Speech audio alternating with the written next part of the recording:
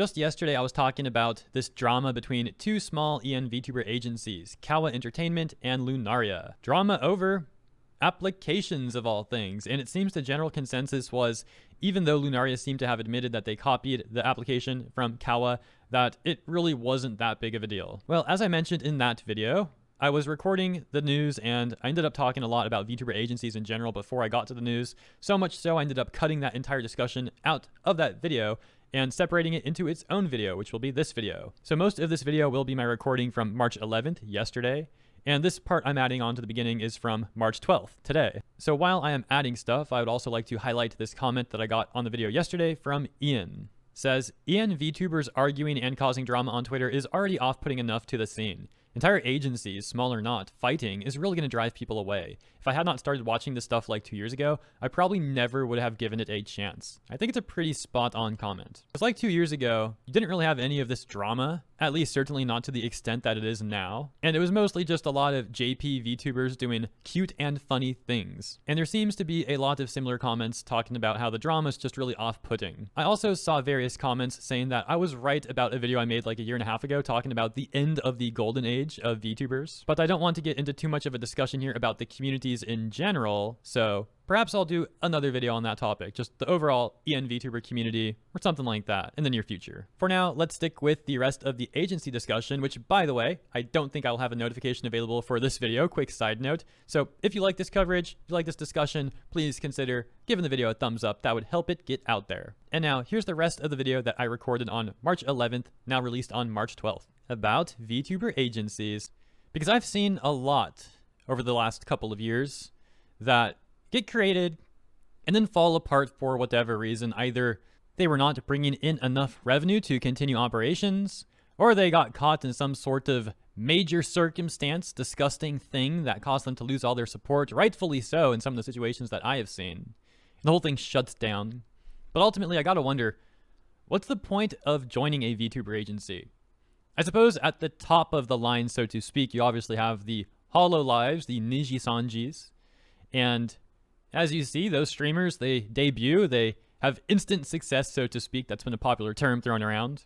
But of course, keep in mind that these agencies don't generally just pick anyone. They pick people who have already established success in the entertainment medium on some level.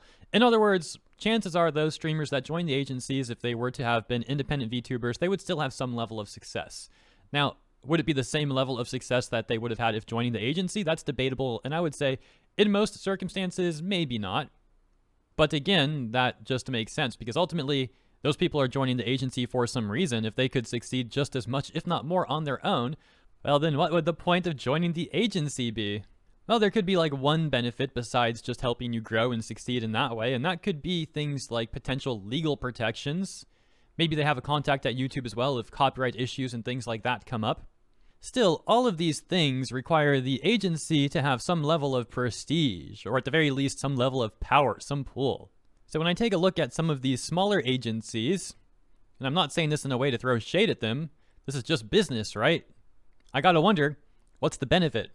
Like if I was an independent VTuber, I would have to ask myself, what is this agency going to do for me? And of course, you'd also have to ask yourself, what am I going to do for them? Think about that stuff. We'll get back to that. But all this agency stuff kind of reminds me of multi-channel networks, if you're familiar with the term. These are basically agencies, so to speak, that seek out YouTubers and try to get them to sign contracts. They say, we'll help you with things like thumbnails, non-copyright music. We'll get you more views. We'll grow your channel. Ultimately, I've heard a lot of horror stories about these agencies, these MCNs, because they really don't do much for you at all, and then they take a significant portion of your revenue. Also, they might lock you into a contract for an extended period of time, and it's just a whole lot of stuff that's really not worth it. I'm not saying all MCNs are like that, because I don't factually know, but in my humble opinion, most of them are, maybe even all of them are. Now, to be completely fair here, there is one benefit that I do see to MCNs, and that's some of them have a contact at YouTube, so kind of similar to the VTuber agency thing I mentioned. If you're like a Hololive, a Niji-sanji, top of the line VTuber agency, if you have a contact at YouTube, that could be beneficial. Let's say whatever issue may have arose with your channel that you need to get a hold of YouTube for, well, the MCN might be able to get you that contact much more easily than if you were on your own. Now that said, when you hit a certain level on YouTube, you're supposed to have a partner manager, and the partner manager can be hit or miss. I will say, to be fair, I had a situation a couple of months ago with the charity I'm running here, and I got a response from YouTube within literally like 2 minutes. So that was impressive. Although ultimately they weren't able to resolve the issue, but that's not necessarily their fault, so it is what it is. Anyways, circling back to this MCN stuff and this Vtuber agency stuff, you got to ask yourself, as I said, what can they do for you and what can you do for them? If an agency just popped up and it doesn't really have any level of pull, how are they going to help your channel? Meanwhile, they might want you to sign a contract where they get some portion of your revenue. At that point, who's taking on more risk? The agency that doesn't really have a reputation anyways and is going to sign on a VTuber, and if that VTuber doesn't succeed, they don't really lose anything. And the upside is if that VTuber does succeed, well, they're going to start bringing in that revenue for that period of time that the contract is, at least, and then see if they renew it. Now, if the VTuber agency is not doing anything, they might not renew the contract, but you might be locked in a 1-year contract or so. Although a good lawyer will tell you that you can get out of a contract, but do you really want to go through all that when you're a starting VTuber? Probably not. And would you have the money to afford a good lawyer and get the contract voided and all that? Well, I don't know your circumstances / their circumstances, in this hypothetical. Just some food for thought. So a lot of these VTuber agencies, these smaller ones, these startup ones, if you will, they seem like they just want to make money off VTubers. And is that right? Is that okay? Well, sure it is. Why would they want to work for free if they can make money? Makes sense. But ultimately, if they're not actually bringing anything of value to the VTuber and they're just trying to make money off them, well, that's the sort of thing that just doesn't seem to be a very great deal for the VTuber. And once again, what is the potential risk for the agency? Oh, the VTuber doesn't bring us in money? Well, they're not really losing out on much. Meanwhile, the VTuber might have a portion of their revenue, their donations, everything we went over already, cut, taken, right off the top, and sent to the agency. There's a lot more potential risk for the VTuber than the agency. Just keep that in mind. Now, of course, there is a level of risk when it comes to controversies as well. For example, if a VTuber signed to an agency gets involved with some disgusting stuff, right? Make of that what you will, fill in the blank. Well, that can make the agency look bad.